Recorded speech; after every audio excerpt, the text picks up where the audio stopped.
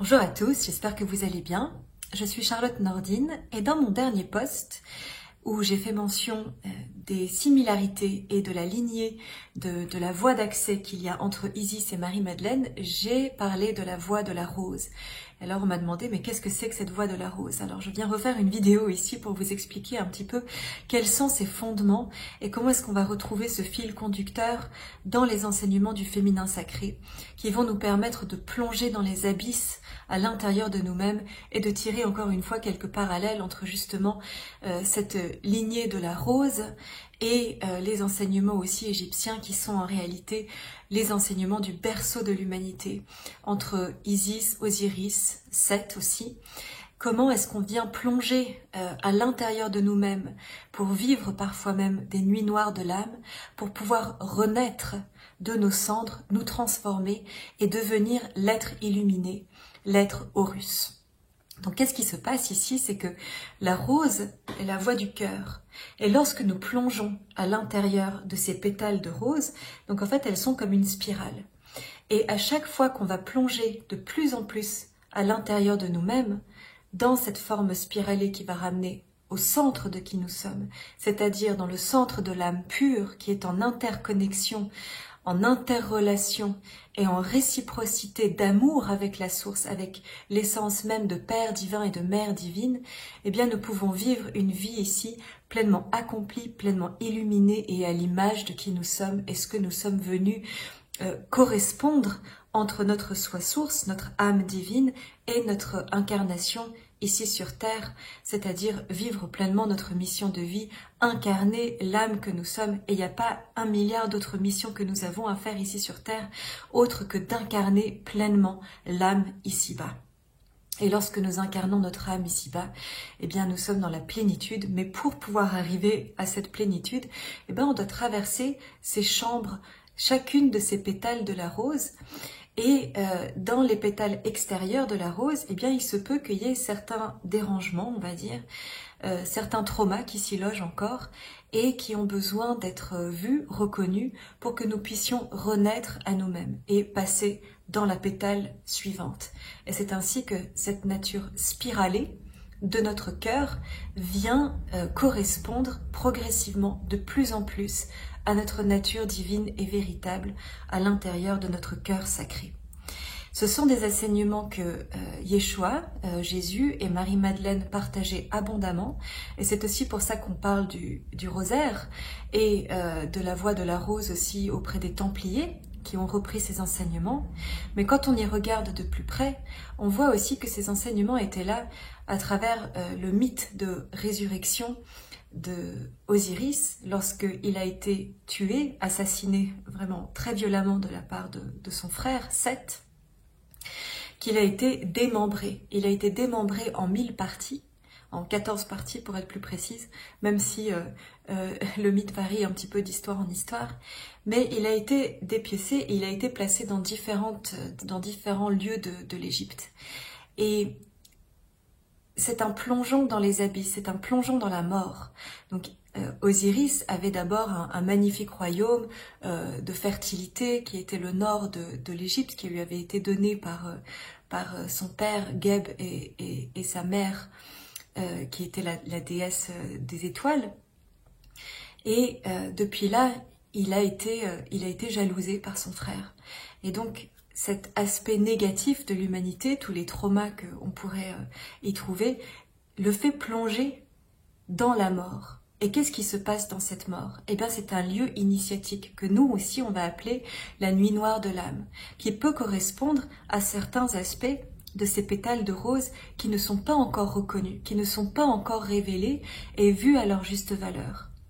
Et lorsqu'il y a transcendance, lorsque l'amour, le principe de l'amour, c'est-à-dire Isis, vient réassembler, rappeler et souvenir, donner la mémoire, rendre la mémoire à Osiris de qui il est en réalité, c'est-à-dire le révéler à nouveau à sa nature cyclique, qu'il va pouvoir renaître, regermer du creux de la terre, dans les abysses où il a été auparavant, dans ce processus de mort, dans ce cycle de recyclage et de retour à soi, eh bien, ce qu'elle fait, c'est qu'elle va reprendre cette graine qu'elle fait germer à l'intérieur d'elle, dans le principe de l'amour, et de là va naître Horus. Et Horus n'est autre que ce dieu faucon qui est à l'image de l'âme, l'être réilluminé, l'être ressuscité.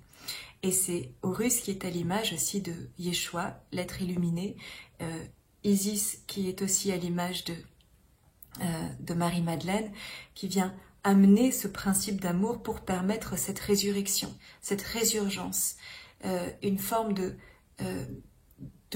retour à soi, à son être véritable qui n'est plus empreint des traumas ou des difficultés ou des schémas à répétition qui sont une autre nature cyclique mais néfaste cette fois-ci.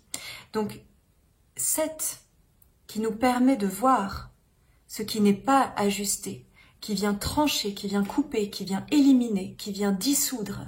Dissoudre là où on pensait être dans une formule de vie qui était à peu près confortable, mais pour nous montrer que non, en fait, là, ça ne va pas du tout. Et ça va nous plonger dans un processus de reconnaissance de ce qui ne va pas, de reconnaissance de ce qui est là, de voir, de nommer, pour défaire, pour dissoudre et renaître. C'est le processus du phénix.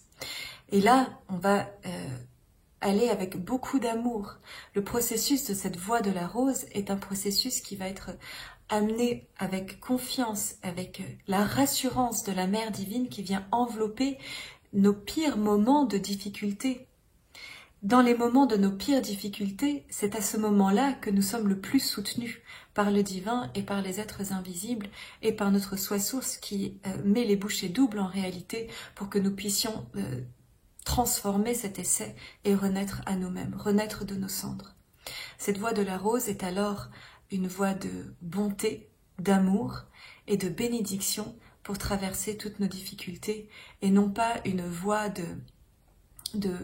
ni de mièvrerie spirituelle où tout serait beau et tout serait complètement facile, même si c'est vers ça que nous allons, mais cette voie de la rose va prendre différentes formes à travers les époques.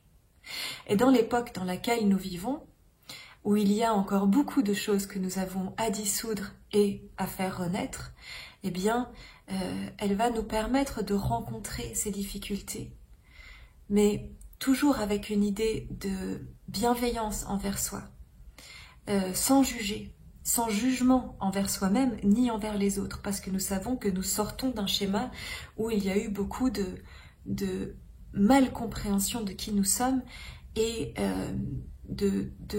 d'individus qui ont été tellement empêtrés dans des schémas dysfonctionnels qu'ils en ont juste amené les graines dans les relations suivantes et même dans les générations suivantes. Donc c'est à nous de reprendre la responsabilité de cette rose à l'intérieur de nous pour que chacune de ces pétales et pour que soit reconnue et vue et développée et déployée puisque cette rose veut éclore au grand jour et montrer sa pleine et grande splendeur, la pleine et grande splendeur de l'être humain véritable que nous sommes. Et donc tous ces dieux qui sont ici pour nous montrer la voie, ils sont pas là pour nous minimiser ou pour dire que eux ils seraient d'une fréquence plus élevée, parce que en réalité, en tant qu'être humain, nous sommes des êtres absolument magnifiques, qui détenons une source jaillissante de potentiel incroyable que nous avons et que nous pouvons déployer. Et c'est donc là où vient jouer notre divine mission, son rôle principal, de venir déployer cette rose qui veut éclore et qui veut éclore malgré tous les obstacles et toutes les difficultés que nous sommes venus ici rencontrer et que nous sommes encore en train de rencontrer. Et lorsque nous sommes incarnés sur Terre en cette époque, eh bien, nous sommes des âmes bien courageuses. Et comme vous le voyez en ce moment, on a vraiment cette idée de la rose qui vient éclore et qui vient faire sa nature spiralée et de cycle de renaissance, de cycle de mort et de renaissance qui est extrêmement importante. On a des guerres partout autour de nous, on a des gens qui sont dans des difficultés incroyables et peut-être que vous-même vous l'êtes aussi. Et moi aussi j'ai mes difficultés. On est tous ici en train de transcender et de vivre ces morts et ces renaissances. Et de prendre conscience de cette nature cyclique du monde qui nous entoure nous permet de transcender, nous permet d'alchimiser, de transformer cet essai. Et c'est extrêmement important pour nous de le comprendre. Le monde tel que nous le connaissions est en train de mourir pour pouvoir renaître.